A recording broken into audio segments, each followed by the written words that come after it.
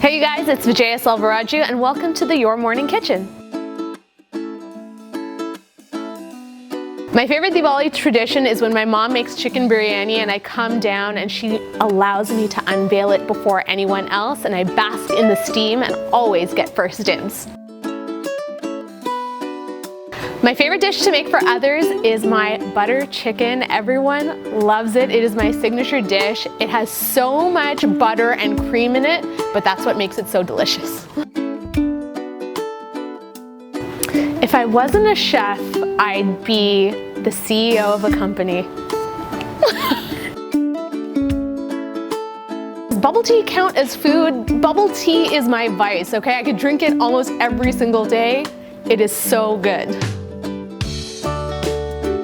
I think it would be an absolute honor to cook for either Jamie Oliver or Martha Stewart because I watched them both growing up, so that would be like a fangirl moment for me.